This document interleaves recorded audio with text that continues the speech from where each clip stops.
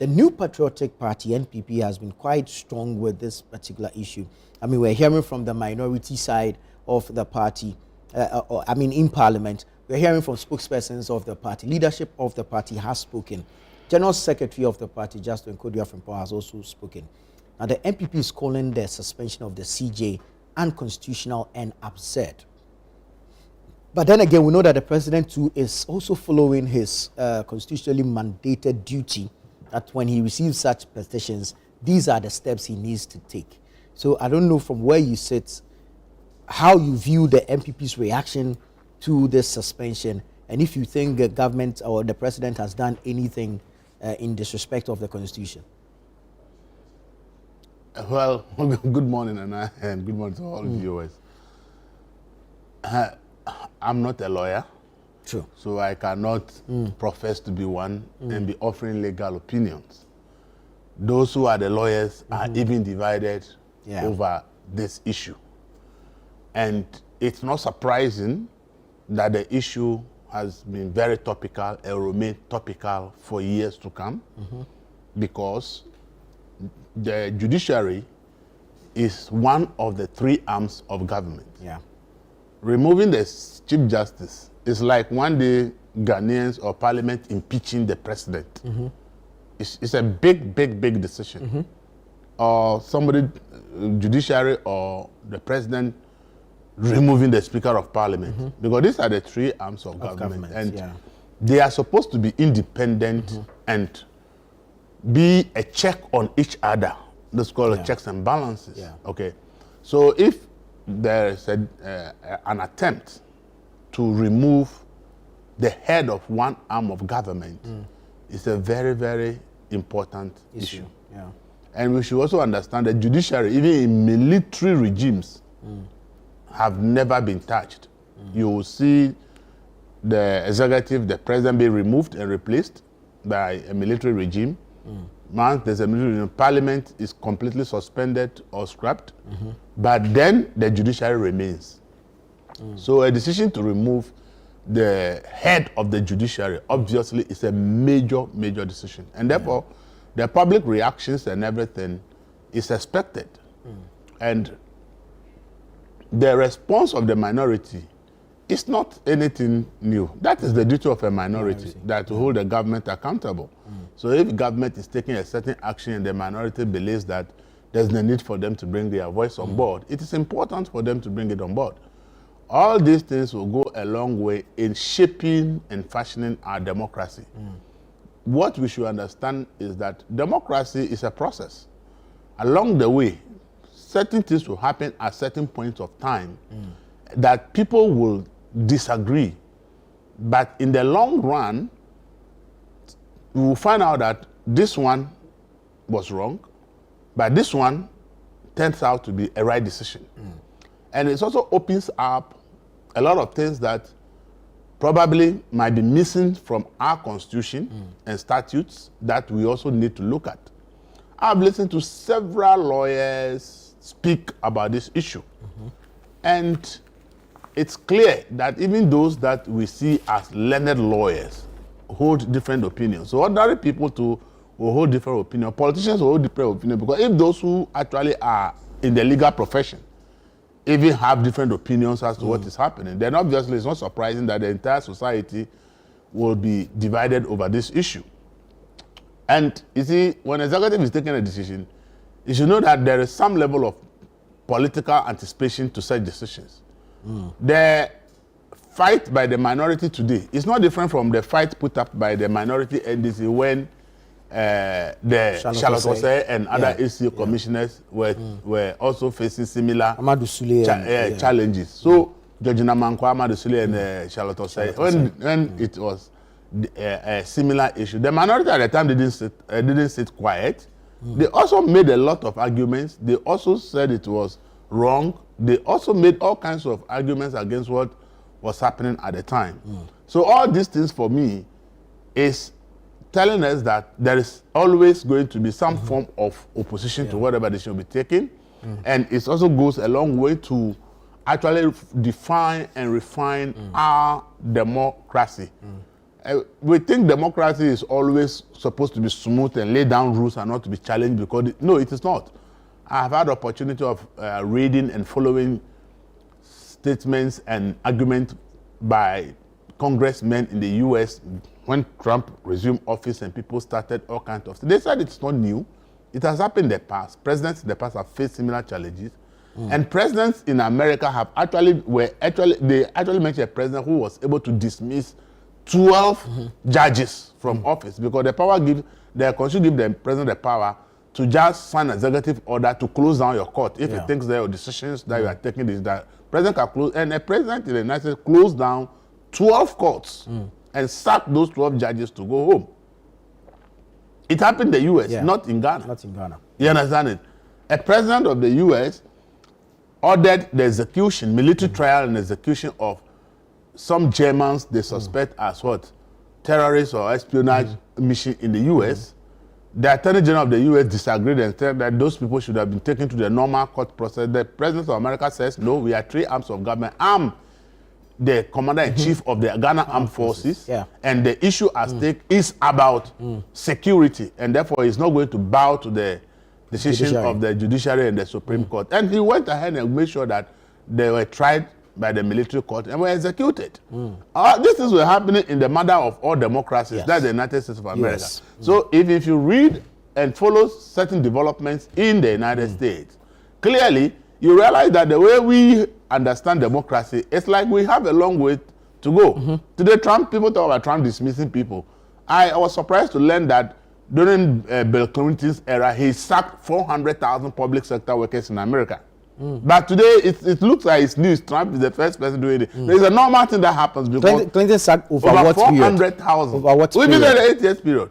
8 years. Yes. But Trump is his first 4 months. Of course, I'm just telling you that the power that the president has to be able to do things. So in a democracy, it's like processes and things happen. But see, let's be clear about this Chief Justice issue. For me, we have to tread cautiously.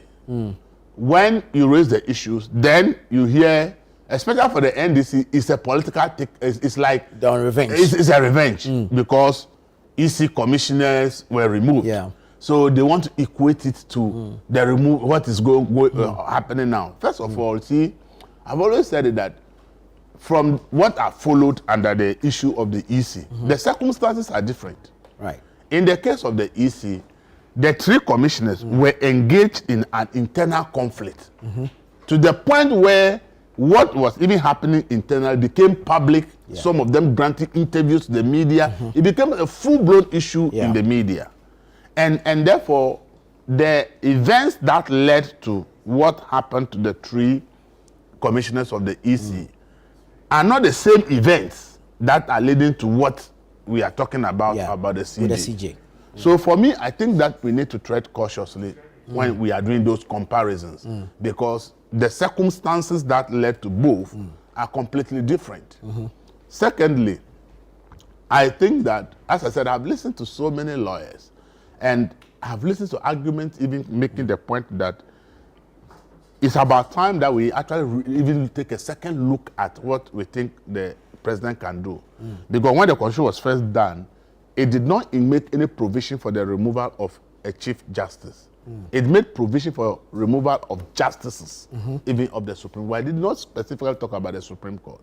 For the CJ. For the CJ. It took a Supreme Court decision that if the Chief Justice is also a Supreme Court judge, then the process applied to the Supreme Court justices should also apply to a Chief Justice. And that became a precedent. And then that same process that can be used to remove a Supreme Court judge should apply to the Chief Justice, because Chief Justice is also a Supreme Court judge. Very well. But now, and I hear arguments also saying that, look, what the president, by the Constitution, whatever we have agreed that can be done by the president, is a discretionary power. Because it says the president may.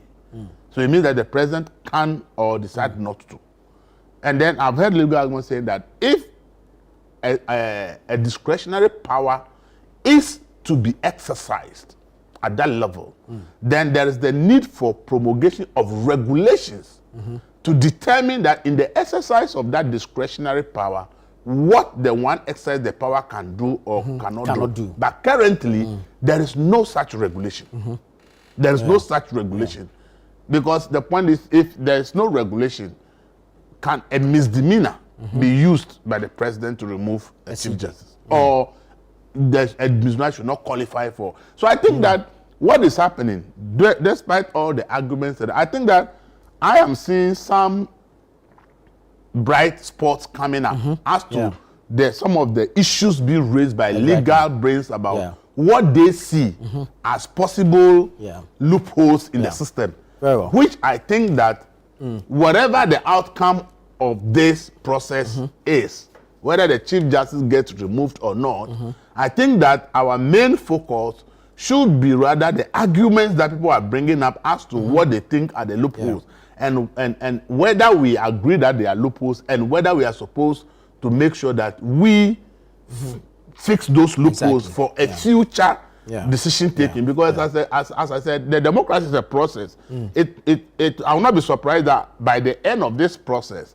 a new lesson will be learned, and we could bring on board new things that could actually open up the space and make it even clearer for everybody. This idea of, I asked myself, why should an accusation against somebody in office who is supposed to be removed should remain a secret until the person is removed before we get to know why the person has been removed? I think that in their current dispensation in this process, even something like that, I will advocate that it shouldn't be. Because if there is an accusation against somebody and the person is being removed, the fact that there's a vacuum about why the person is being removed, that's why there'll be so much apprehension. But if the petitions or whatever is made public, and we all know that, the person is said to have done A, B, C, D. Then when I am arguing that the person should be removed or should not be removed, then I'm arguing from an informed position that these are the official allegations level against the person. But when I don't know, because the whole process has to be in camera until the final decision is taken, arguments we mostly will be making may not be informed, because then we may not know the specific reasons why the person is, because you have established prima facie, meaning that is but based on what was that, I don't know. It's all the members of the committees get to know. So I think that I'm saying it because we are in the process of reviewing the constitution. A constitution committee is in place working to review the constitution. So some of these things are coming at a point where if we take a good look at these issues, we should be able to make sure they reflect in the work of the Constitution Review Commission. So that then when the new recommendations come for review, what will come up will improve our democracy. Very well. Thank you. Thank you, always. Let me say good morning to the two honorables who have joined us. The Honorable Seth Kwame Champong, former Regional Minister, Eastern Region, and former Member of Parliament for Empraiso. Good morning, sir. The Honorable Nilante Vanderpoy is here. He is currently the National Coordinator of the District Road Improvement Program. Honorable, good morning. Good morning. Good to see you. Good to see you. Issue of the CJ's suspension. Petitions for her removal. Subsequently, she's been suspended. Yesterday, we were told that 2 more petitions have been sent for her removal. Now, with the increasing number of petitions against her, what does this, first of all, say or speak to the judiciary, one, and of course, I mean the image of the judiciary, and of course the processes already underway for the removal or otherwise of the CJ. Honorable Nilante. Well, thank you very much, Nana, and let me say good morning to my colleague and also my professional colleague. Elvis. Let me say, last week we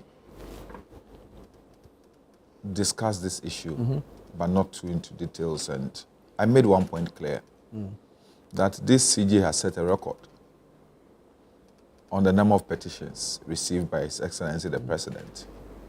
Not, there was a petition against her under President Nana Akufo-Addo, and a petition against her under John Dramani Mahama. What is significantly wrong? You understand? And if you consider the fact that the petitioners, especially the one under Nana Akufo-Addo, wasn't just an ordinary member in society, a professor of law, who used to be a member of the MPP. So what really was wrong about the CJ that people do not know? And I also mentioned the fact that it's only been under this CJ that even the National Security Advisor had cause, the National Security Minister had cause to complain about perceived bias of the judiciary. So there may be... As Albert Kandaba. Yes, there may be some substance in people's perception about the judiciary under this CJ. Two, persistently, the Integrity Initiative have found our judiciary wanting on their league table. So I think that people should critically look at the attempt to reform our judicial system more than personalizing this issue about the CJ. Because remember Justice Atuguba, you remember the former Justice Atuguba, I'm talking about Justice Atuguba, the Professor Atuguba first, and then Justice Atuguba second. You also had the late Justice Sulik Badegbe himself, and other people have raised questions about the perceived bias of the judiciary, and also critically people thinking that the judiciary has not been fair to them on many issues. So when not one, not two, three petitions came up, the president, as democratic as he is, was constrained. Under the Constitution, he has no option. It was mandatory on the president to consult the Council of State on the petitions received and then determine what process we should go ahead and follow as enshrined in Chapter 11 of the Constitution. So he did what he's supposed to do. And so far, the president has been very consistent in abiding by the Constitution. He submitted the petition to the Council of State to determine whether there is a prima facie case for the CJ. Contrary to some of us, our interpretation of the Constitution, because under the Constitution, there is no place that says the president must give the copy of the petition to the person who has been petitioned against. But President John Dramani Mahama, believing in the principle of odi otaram partem, willingly gave a copy to the CJ for him to prepare himself before she faces the committee if a prima facie case is established. Nana Akufo-Addo did not do that. The constitutional lawyer did not do that. But President Mahama... In which of the instances? The petition against Charlotte Osei. Charlotte Osei. Okay, very well. You understand? There was also a petition against Loretta Lamte. Loretta Lamte, yes. Who was then the head of Shraj. She wasn't given a copy. You understand? But in this particular instance... And that was under John Mahama. Yes. Yeah. And in this particular, John Mahama, giving consideration to the high office of the Chief Justice, decided that, look, let me give the lady an opportunity to respond or to know what is being said about her. Even before the Council of State will come to the determination that there's a prima facie case. So that was done. And then now it has become clear that then the president went ahead and exercised the authority under 146(10). You understand? To ask the CJ to step aside. I've heard people talking about the fact that in that particular instance, in all the articles before, or in all the clauses before, mentioned shall, and this particular instance, they said may. They said that if once may is used in the Constitution, the person exercising that authority and that discretion should not exercise it with a capricious intent, and also must be just and fair. In this particular instance, President Dramani Mahama has been fair, has not been capricious in any way. He has given the Chief Justice the opportunity to even know the petition against him, what is said against her. And she even has gone ahead to respond to those petitions instead of waiting to appear before the committee and responding to them. She has publicly responded to those issues. So she has put the issues in the public domain. Even though the whole committee's work is supposed to be in camera, she has put her response in the public domain. Because you can't tell me that if she had not given her response to a second or third person, we will have had it within the public. You understand? Has the Council of State seen this response? I don't think her response was meant for the Council of State. You understand? Because the member did not give her a copy of the petition for her to respond to the Council of State, because the Council of State have not called her. The Council of State will only determine whether there's a prima facie case against her. But will her response aid the Council of State in making such determination? Well, then that lies within herself. If she decided to respond, make a response public, that may have, in one way or the other, affected the decisions of the Council of State. Because if I'm going to tell the issue about you, I don't know what you're going to say, and then you voluntarily gives me an interpretation or an interest in what has been written against you. You give me opportunity to be able to judge you better. Yeah. You understand? So that is what has been. So the president has dutifully and duly responded to the constitutional provision, and I've asked her to step aside. That is only fair play. That is just. Because she is the Chief Justice.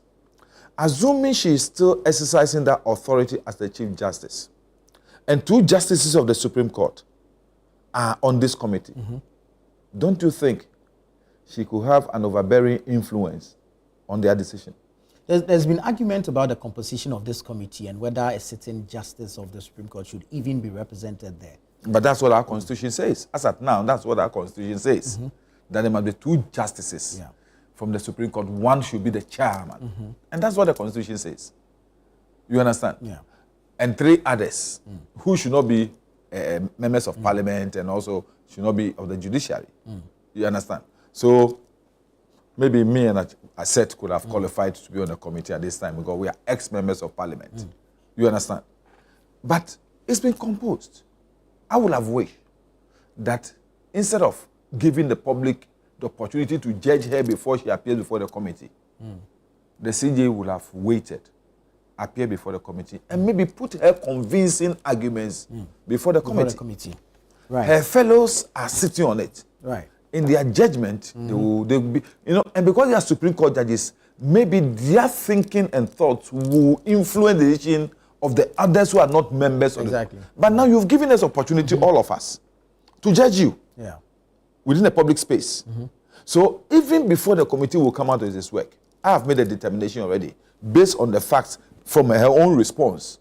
I would say that she acted wrongly, and she didn't exercise her discretion well in those her travels on that particular single petition, or which was on her travel. You understand? I've been a minister before, and Nana, let me tell you, sitting here, so many instances where my own spouse has fought me for not taking the opportunity of traveling with her.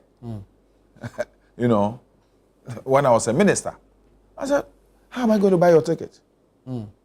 If I didn't have the money to buy your ticket, it would be wrong for me to use the ministry's money to buy your ticket. Very well. You understand? So even me, the ordinary person, knows the limit of my discretion as a minister using the public funds in such situations. How much more the Chief Justice? Was she entitled to this? She partly entitled when it's one. You see, there were 2 basic principles under their travel policy. One, dealing with your private travel, and the other dealing with official travel. According to her, and in her response, when you read it very well, it looks like she was misled by the Judicial Secretary in misinterpreting that policy direction that says that you could use your private travel as official. You understand? So the benefits under private official travel could be used under private travel. But that is not what the policy says. Very well. If the policy say A, it must be A. Especially when it comes to issue about the judge, who will blame me for not using that discretion wisely if I was appearing before her. So I think that where it's gotten to, we must not be quick to condemn or say that our constitution is not working. It's not. Yes, I agree that there are a lot of lacunas and a lot of ambiguities when it comes to interpreting some of these clauses. But to some extent, it has served us well. Indeed. In the good intention of John Dramani Mahama, he has put together a committee to look at the review of the constitution. Until that, this is what is working with us. Very well. And as of today, when you and I infringe on any clause of the constitution, you will be dealt according to the details of the constitution. Thank you, Ni. Let me come to Honorable Champo. Honorable, your party says the suspension of the CJ is unconstitutional. It is absurd. And of course, they are basing this on the fact that there is an injunction application before the Supreme Court. I do not know whether an application for an injunction is same as an injunction, and whether the law permits a president exercising his constitutionally mandated duty can be injuncted.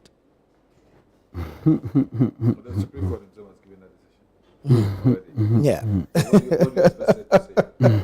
But the party is basing its argument on the constitutionality of the suspension or otherwise of the CJ on same. Dana, if I proffer any counsel to you this morning here, any form of explanation, the next response from my friend, the Deputy Attorney General, will be me expressing my desires. Because if you say anything contrary to his position, is your desire. But if he expresses it, that is the technicalities that we are following. That's why last week I said that we just have to be careful in dealing with matters like this. Now I come with an understanding that I've been toying with in my mind. You see, in removing someone in an office that is a high office, such as the office of the Chief Justice of the Republic of Ghana, one needs to be very careful and cautious. If care is not taken, we could suffer what people call in politics and in multi-party democracy as what we say democracy capture. Now, you look at the ingredients before you. What do I call democracy capture?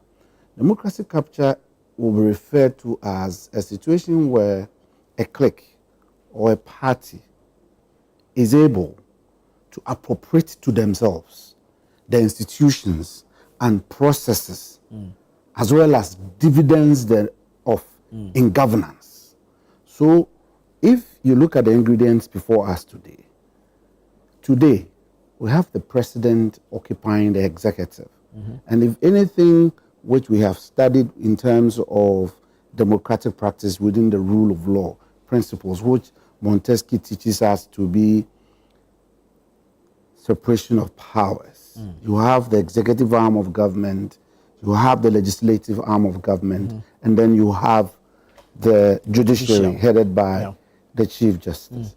So today, you have the executive presidency with an overwhelming majority. So that institution, like the presidency, is occupied by one party. The legislature is also occupied by one party. You trigger processes. You have the Council of State appointments primarily made aside those elected by the president. And so you go, and then the judiciary, which is also supposed to be an arm of government, is also changed by an independent arm of the government. That's another independent arm of government. And the judiciary goes through this process. Immediately, democracy capture is seen clearly before you. And for our democracy, which is still a fledgling democracy because we are not there yet, very young, we need to be very, very careful. That's why I said so. And the Constitution is so advised, the Constitution advises us that we have in the exercise of the duty, the president must be fair. The president must be candid. If you look at Article 146, the entirety, you see, when I listen to some of the arguments, I'm not a lawyer, but the little things I learned from Parliament sitting with my brother, is that if you read an article, you don't read the article in part, you read it in whole. That is why people are moving us from, I hear some arguments that takes us away from 14610, then jumps us to 296. And then 296 will give you, because 14610 gives a discretionary power. And that is where, after 1466, the matter is in reference to the Chief Justice. That's what the Constitution says. And then the president kicking the processes and will come to 14610. Now, when it comes to 14610, then it will say it is discretionary. If it is discretionary, the governing authority of discretionary is taken from 296. That's why that argument is been coming up. But I come here as a beneficiary of this democracy and the knowledge I have gained, preaching against democracy capture. Because if you are not careful, the actions that you do, the processes, let's find out. So far, I've been listening to what has been made known to the public. I haven't seen any of the petitions myself, but it speaks to interpersonal conflicts, some travel issues. Under the circumstance, are we saying that these things trigger an impeachment?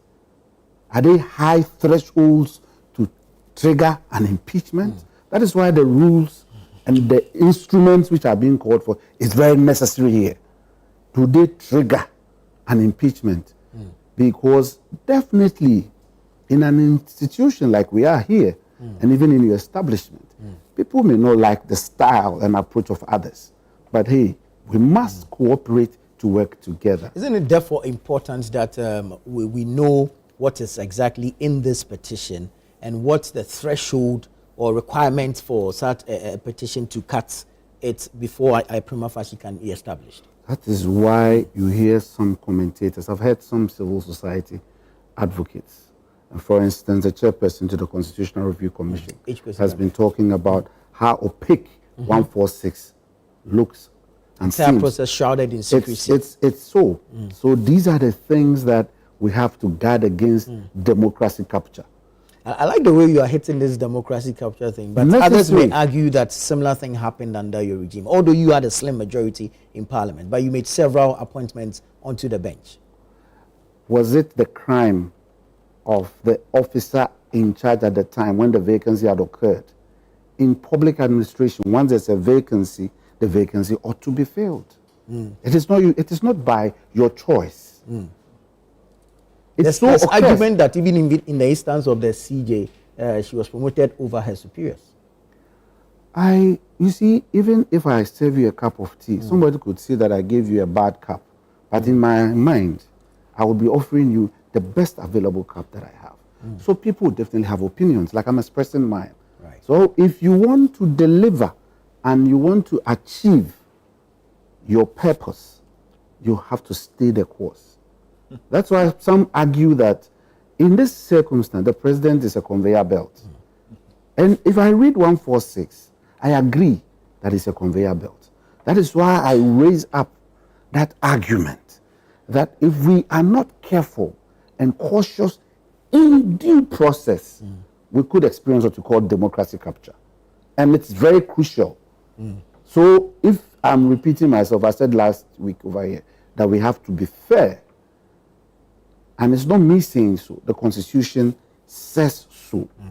So in this entire process, we need to be very, very careful because arguments are washed and abound. Clearly, democracy capture is being seen. And so we ought to be very, very careful. Now, for me, consistency is important. Very key. I've listened to the Deputy Attorney General. He gives all of us the impression that there is no conclusions There is just a prima facie case to kickstart the process. No malice aforethought. No malice aforethought. Then I come to listen to the communication officer of the ruling party. He says the CJ's responses are confessions. And all of them are in government and speak for and on behalf of government. So I pray we are not practicing what I hate to hear, an animal farm practice of communication. The two gentlemen on my left appreciate it better than I do. So consistency is key in this process. And we have to, because the democracy we are practicing is not just for me, but for us today, posterity, and even past would also have the opportunity.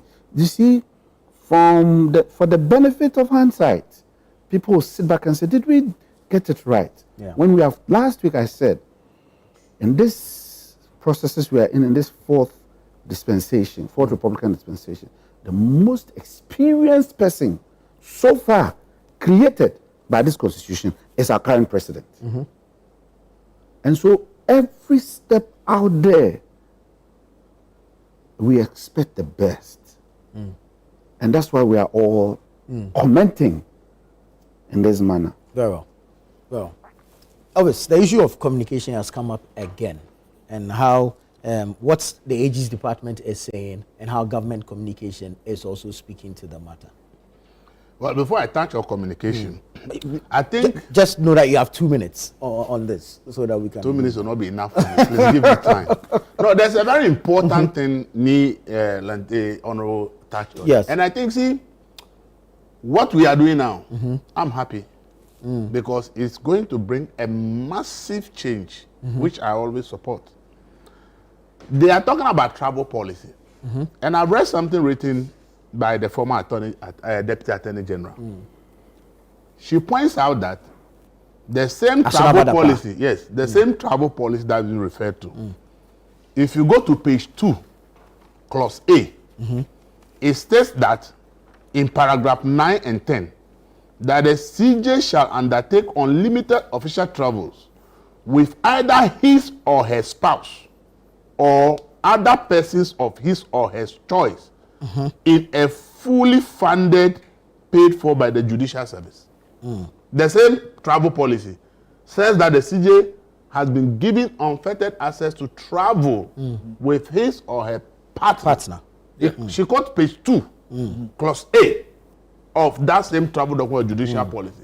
And she makes the point that that policy that they put there actually was considered by emolument committees who actually looked at what happens at the executive level and the legislative level and actually drafted this policy for the judiciary.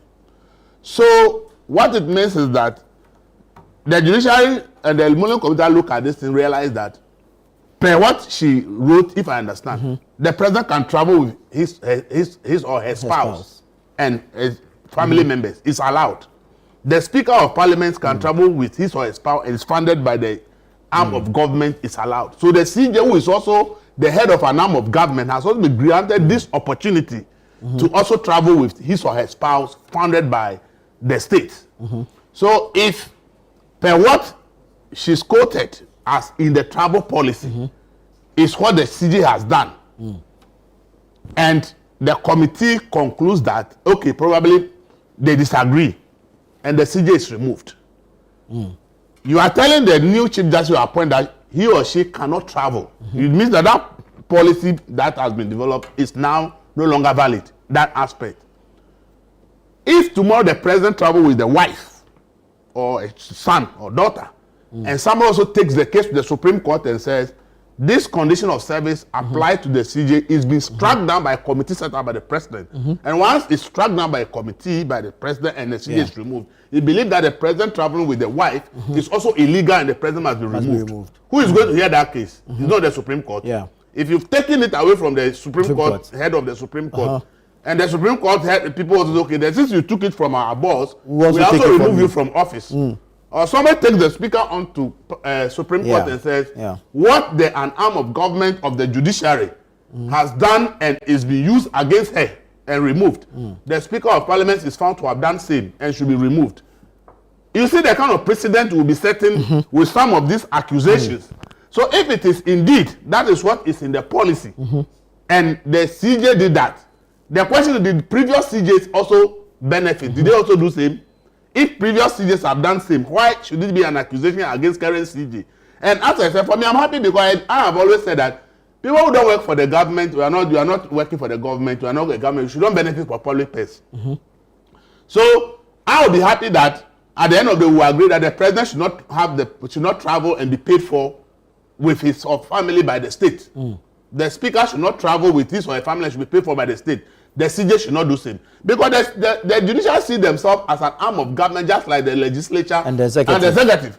So whatever condition of service or whatever benefits the executive is enjoying pertains in the legislation should also apply to CJ. And based on what the Deputy Attorney General means, this is the reason this was included in the travel policy of the CJ.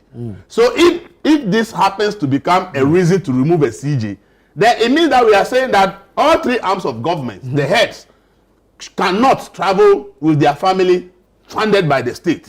And that is where we are heading towards. And if this is the accusation, then the public should begin to look at it from this perspective. That we can remove a president from office if his children or any member of his family or anybody related to the president travels on state purse who is not an appointee or a government official. That means that the president must be removed. Same way, if a Speaker of Parliament travels with the wife, children, or anybody close that is not part or it's not on government payroll, to be removed. And see, we started setting this precedent when we all fought against payment to first ladies. We fought against payment to first ladies, that they are not appointees or elected officials of the state. And therefore, there's no need and there's no way a government should be paying first and second ladies. And the first and second ladies at the time had to return whatever money they said they were paid. We are now moving to the next level. So you see, some of these answers, when we are trading, we should know what we are going after. So if tomorrow you hear somebody at the Supreme Court says, oh, they said the CJ travel with the family, so he's been removed. I have evidence that the president also traveled to this country with the child or with the wife. They are not appointees of state, so they benefited from public money. So the president also must be removed. That is where we are going. So when we are talking about some of these things, let's take the emotions out. Let's focus on, is that what we want for the three arms of government, that the heads, none of them can travel with their family, and the travel cost of their family members will be paid for by the state. If that is what the president wants to say, as for me, I will support it, because I believe that, and that's my position, that if you are not an employee of the state and you are not on payroll, then you should not be paid by the state. So for me, I will support that. But then I don't want to have a reason why after CJ is removed, then somebody comes to tell me that as for the president, he has the right to do it. You are going to create friction between the judiciary and the executive.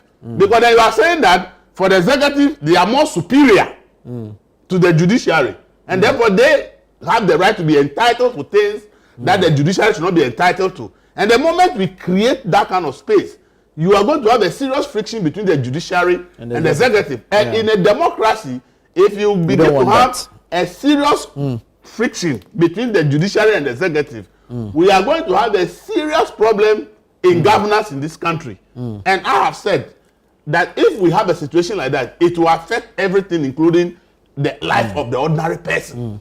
So we should also look at it that probably these things have been put here to make sure that we don't create a friction between the judiciary and the executive, that an arm of government is being given preferential treatment over the other. So this complaint about travel policy, I think we have to take time and ask ourselves, do president travels with their wives?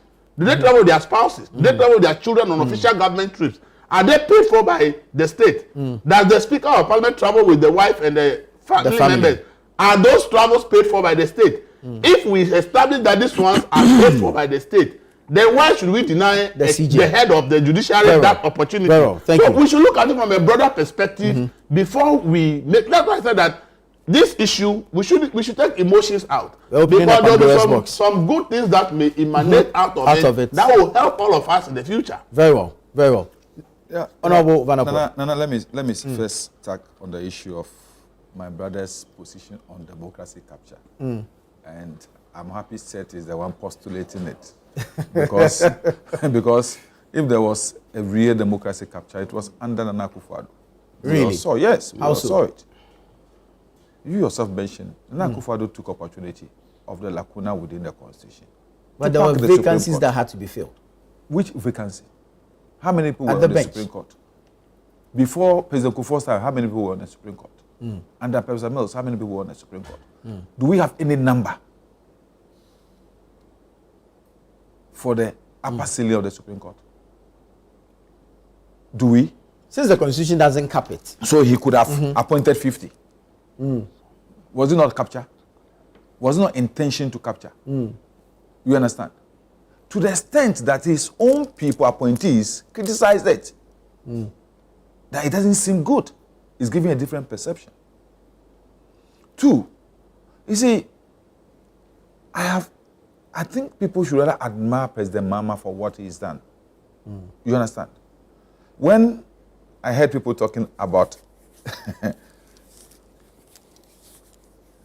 the fact that if you are exercising discretionary power, you must be fair, you must be just. I said, in this particular instance, President Mahama has been fair, he's been so fair in this.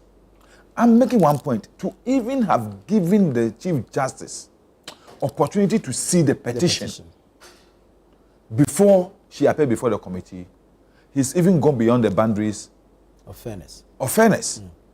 You understand? He's gone beyond the boundaries of fairness. He's given the room for the Chief Justice to prepare herself adequately. Sami Jemfi's issue has to do with the fact that the Chief Justice herself, in exercising her discretion, made a mistake by making her responses public.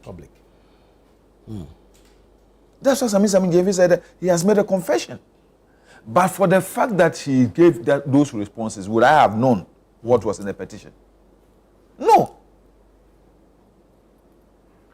I wouldn't have known. But do we know for sure if she made the responses public? Oh, please. If you have responded to an issue, and that issue is a secret between you and the president, and the thing finds its way in the public domain, this is not a response that she was giving to the president or to the Council of State, where you will say maybe in the course of transmitting, somebody may have leaked it. This is a personal response prepared by her for the committee when she appears before the committee. As a counsel, if you have your evidence or facts in a case and you put it in the public domain, are you not giving the opportunity for even the judge sitting on the case to make a determination before even she sits in the chair? So it is important that we look at it that way. That's Sami Jemfi made that. It's a self-confession. She confessed to the fact that, yes, I traveled with my husband and my daughter. Yes, I paid such an amount for the ticket. And you should understand, once these details and facts are coming out, it is not me, Lante, sitting here who went and fished for this. It means that somebody who was so close to the Chief Justice within the judiciary is the one who has made this petition.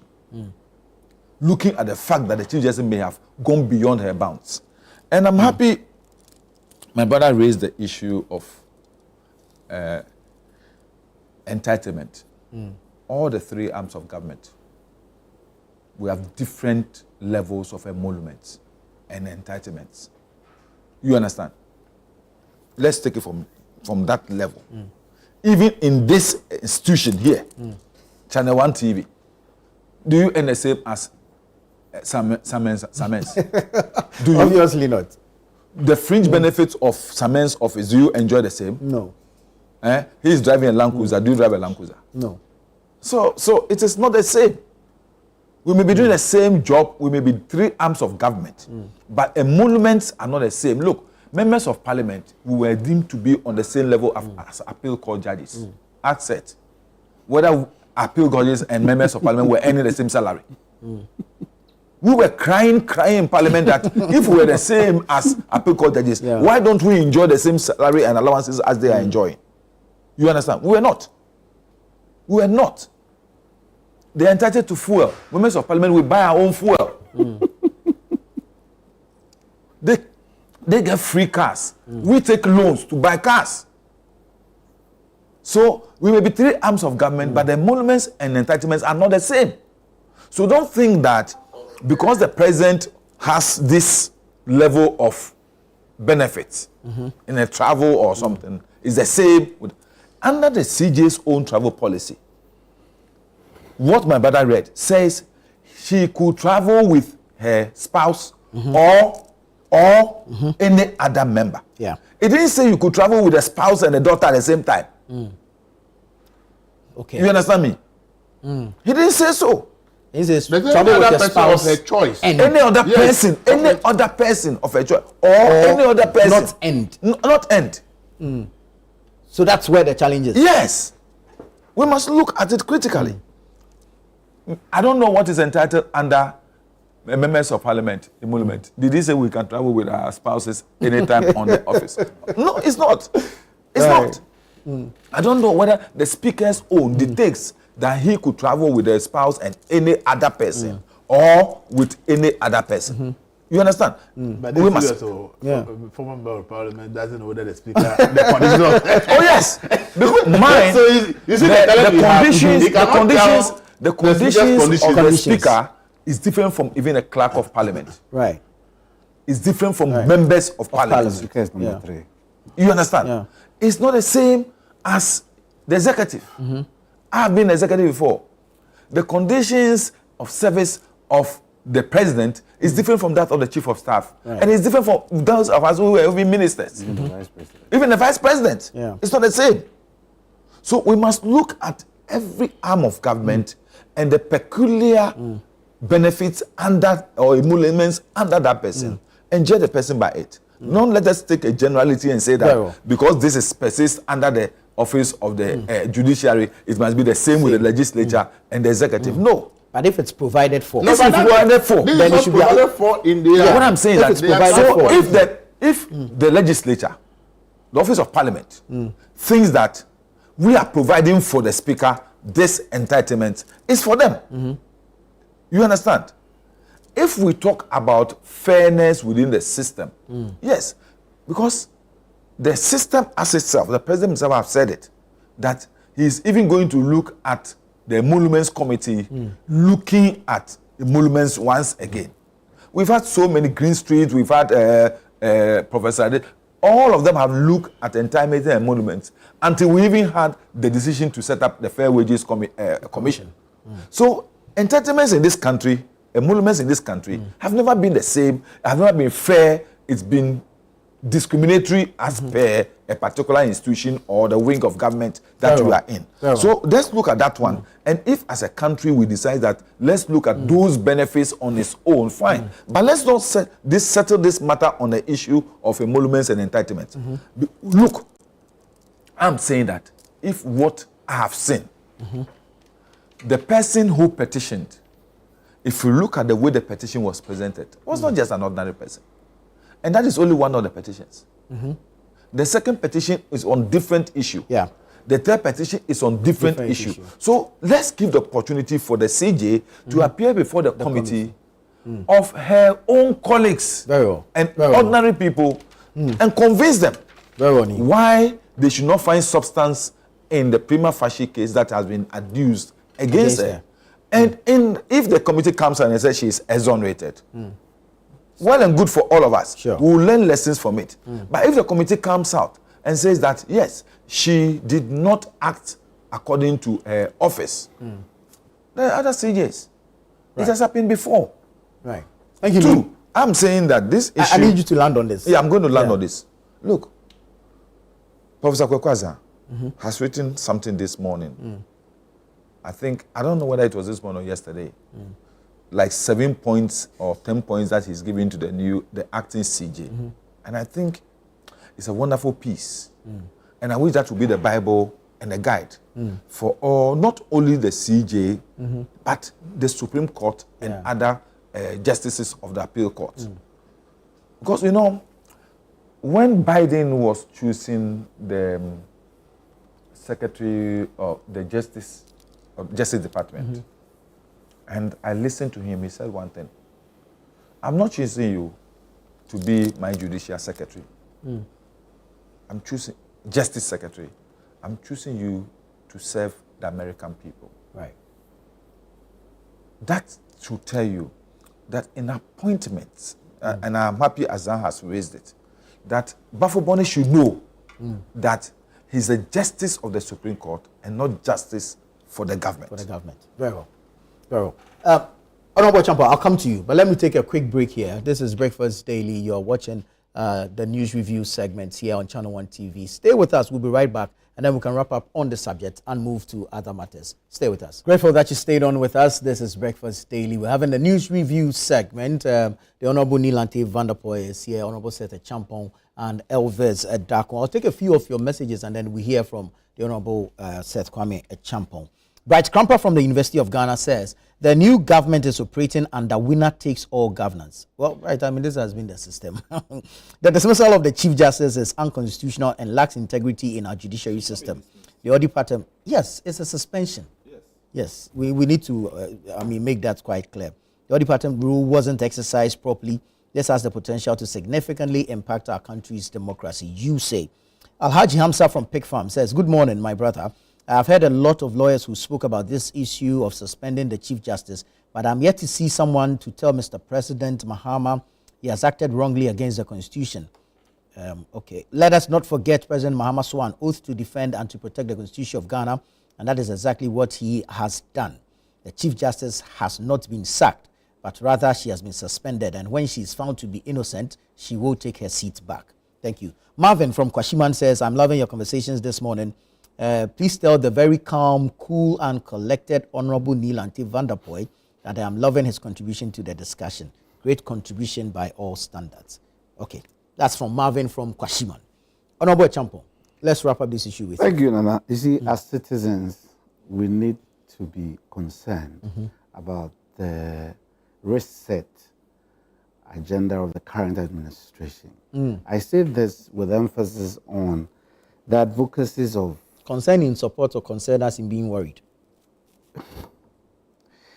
Nana, we have to be concerned about the utterances of key government spokespersons and party spokespersons. I say this in reference to my experience as a person within the space of our body politic. Not to remind my brother Nee here of our former chairman, the late Wayo Wayo. Once upon a time, Wayo Wayo, when Madam Georgina Theodore Wood was the Chief Justice, and at the time the chairperson for then the ruling party, under the watch of her late father, former President Professor John Evans Atta Mills, remarked, and I quote, there are several ways in killing a cat. And that remark was in attribution to him and was concerned with the Chief Justice at the time. But Nana, refer him to what Professor Mills said, his response to that. No, don't let him quote Wayo and leave out Professor Mills. Well, he's aware. Professor Mills said, was he a cat hunter? Honorable Champo, and he was never a cat hunter. Yeah. You see, me appreciates that in our body politic, it is a number of us that form the force and the unity and the family called the political party. That is why I choose my words advisedly. As a key government communicators and party communicators, because they propagate the message of government and administration. And what they say is what we see. You see, you give room to observers when you start advocating that when we get to office, we change the CJ. When we win power, we change the CJ. And we have some historical... I think that was an official communication. So Nana, when I tell you the soccer we're going to play, we are going to win, and we'll win, am I not communicating? And I am a member of the team and I support the team. Am I not communicating? That is the essence of what we say when I say we have to be careful and cautious. So the things we profess in private and in public, people sum it up in this game of ours, and it becomes the intentions of the office of the So day. when Brian Chapo said we will not hand over, we will not hand over to any government. Was it official communication? No. I experienced that from him because he wants to heckle me. No. This is where I'm going. I'm just making reference. When This Brian is where Chapo I'm said going. we will not hand over. No, you see, in the circumstance, the CJ, democracy capture is crucial here. Because if you have that group take over the presidency, the same group take over parliament, and the same group take over the judiciary, where are we heading to? Are we going to see some policies that people are talking about, the reintroduction of the public tribunals systems in the system, in the current situation we are in? This is where you leave some people to take their thinking to. And I don't think we need that now. That's why I am so much concerned about democracy capture. For instance, and I will say this, irrespective of what happens, and I have never spoken about this, but it worries me. But I know it will be corrected with time because we are still learning. For instance, asking 18 generals to go home in the security sector. We've always, even if you, whatever it takes, we have to be very, very careful. So certain decisions that we are taking today, people will say precedents. The least thing we say precedent, when we want to get away from our ills, we say precedents. That's why I'm advocating against democracy capture. Because when people stand up and say that the CJ will go at all costs, it's not just only the CJ. We are looking at other members of the bench at the Superior Court, which means the Supreme Court, and other members in certain constitutional bodies, like the Electoral Commission, because it is not only this Chief Justice that they have advocated against that they want to remove.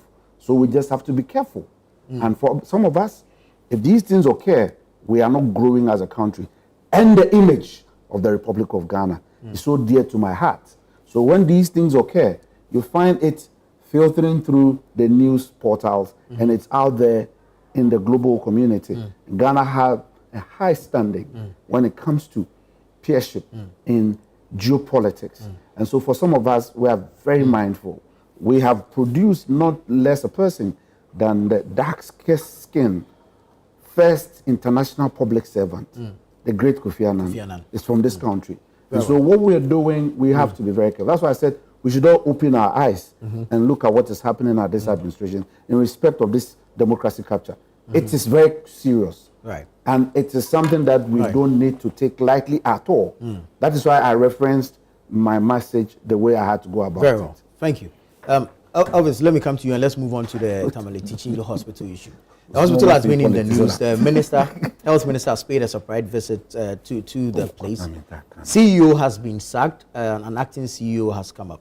But the doctors there are unhappy. They describe something as an unwarranted attack on one of their own, for which reason they've withdrawn emergency services and OPD services. How much of an impact will this make, and what needs to be done to address this and bring it to finality? Okay, let me first of all kneel and say that when the issue came up, it was government communication that issued a statement first about the fact that not this about the CJ issue, and people raised issue whether the petition had been given to the CJ, and CJ actually had to request for the petition, just as Charlotte also had to request for. So it's not that the president on his own gave the petition. That's established. He had to request for it. And same happened in Charlotte Osei era as well. And the question is, but when it happened was not given. And Charlotte Osei era and today, what lessons have we learned in the democratic process? She was not given the copy of the petition. No, but they all have to request. That's the question. Right. So the question, I think his underlying argument is that President Mahama gave. Yes. But Charlotte Osei was not given. The request. Yes. But I'm just making the point that there was a request for it. If there was no request, will he have given? Sure. That's granted. Let's move on to Tamale Teaching Hospital. See, Tamale Teaching Hospital, this country, say we are quick to descend on civil and public servants when something goes wrong. But these are things that probably they would have been complaining about long ago. And no funds will have been released to fix. But because there will be a public uproar, because somebody had complained and media has carried or social media has carried, and then officials, the ministers and those in charge will quickly want to do something to please the public. They will do that to please the public, but the problem will remain unsolved. And I think that it doesn't help anybody. When you intervene and say somebody is sacked, the question is, has the problem been fixed? Yeah. We live in this country and we all know that every institution in this country seems to have issues of budgetary issues. There are problems. Things get broken down and needs to be fixed, and they can't find the money to fix. They will write and ask the necessary authorities for support, and it will not come. But then, all of a sudden, something. I think that, you see, ministers and appointees are supposed to be supervisors. That is what they are supposed to do, because the technocrats and the people who run the institutions are there. When issues like this come up, you need to find out the grassroots. What was the situation? What caused it? What were the footprints of whether this thing you asked for support and didn't get and all that? We must take actions based on established evidence that somebody was negligent in his or her duty. Then we can say dereliction of duty. But reacting to media publication is good, but the type of reaction is what sometimes is problematic. Yeah. The minister has the right to sack the CEO. But the question I ask is, who is at fault? Is it that the CEO didn't do his job? What has been established that this thing maybe it broke down, or this situation has been there 2 weeks, 3 weeks, 4 weeks, and nothing has been done about it? And are there resources available to fix it? And it has not been fixed. See, so sometimes when we all understand and know that there are issues in terms of what they need to do a job, yet it's not provided, and then when there's an opportunity for ordinary people to complain about something and we intervene. Bottom line is that we don't end up actually solving the problem. And so for me, I always believe in due process. Let's find out what really was the situation. How long did it persist? Was somebody actually negligent, or there was a dereliction of duty? On the fact that the public has complained does not mean that somebody has been negligent or there's a dereliction of duty. Until we establish that, this idea of I've sacked somebody, I've suspended somebody. So, see, if you are not careful, you are going to create a situation where people who are supposed to be doing their work will say, well, even when you sacrifice and do everything, then they'll come and sack you, so then let's leave it. And I think that we should let some of this, sometimes we want to please the public, the general public, that we are trying to solve a problem. But the question is, if you sack the person and the problem is not resolved, the question is, what have we achieved? So for me, I think that the minister has the right to do what he has done by his powers. But the question is, has it been established? Has it been established actual problem the also actual has problem, been how long fixed? it has been? Were there requests for finances to fix it? Was the money released before it was there money to do it in the first place? It was not done. We need to all accept that there are challenges. If the challenges that are there makes it impossible to fix a solution and somebody complains, it doesn't mean that the person in charge of the place is not doing his or her work. Because if I need 100 cities to buy this cap, and then you write to city management that, oh, we need 100 cities to buy this, ChannelOne management says, okay, at the moment you don't have money. And then the guests come in and say, I want to drink water. So there's no cap. And then they say, why is there no cap? Let's fire the head of the organization. At the end of the day, that firing of the person is needless. The fact that I didn't have a cap and I complained does not mean that the person should be sacked, because the person might have followed due process. But maybe the action from whoever is supposed to make sure that the resource availability was not done. So for me, I don't have the full details, because the minister is just to tell us exactly what the full details are, when the problem existed, how long it has been there, were there actions or people did not do their job. I think if we have this coherent explanation of what exactly has happened, then we can be making decisions on some of these issues. Honorable Vanapoy, I've heard Hassan Suini, Member of Parliament for Tamale North, say that the dismissal of the CEO is not directly linked to the situation at the hospital, but it's part of ongoing reforms. I don't know if there's a general reform or a wave that is going to go around all regional hospitals. Well, thank you very much. Before I come to this issue, let me just make one point here. And I'm happy my brother is talking about democracy capture. Are we going back to that? No, I just want to draw his mind to something. You know, the reason why Evie said we need total reforms in some of these our public space, I agree totally. As a country, as we are evolving, all our institutions and legal regimes must also evolve with us. Exactly. So that they will look dynamic. You remember in 2002, when Chachu fought the government on the issue of the fast-track courts that President Kufuor decided to establish. President Kufuor's intention was to expedite, judiciary matters. But Chachu felt it was unconstitutional looking at our constitution. What did President Kufuor and Minister Nana Addo, Attorney General at that time, do? They decided to power the Supreme Court to reverse the decision, to review their own decision. You understand? That is what we call democracy capture. Very fine case of democracy capture. Granted. Let's move on from You there. see, I'll have a bite, so I'll let him speak. Sure. Granted. Tamale Teaching Hospital. Tamale Teaching Hospital. You know, let me say this. Me, I've been a minister before. There has been an instant. It doesn't need 24 hours for a minister to determine whether somebody has been negligent or has been sleeping in his job. My brother here has been a minister before. Just last week, I recommended that somebody working with a local government service, I recommend to a minister, should immediately either be transferred or not. Because persistently for 1 month, I have to call that person on a heap of refuse within his jurisdiction. 1 month, I drive on the N1 and you see heaps of refuse. And every morning I have to park and call them to dispatch the workers to come and collect those rubbish and clear those nuisance. Then I saw it on the Doko, the median of the Doko Carnation Highway.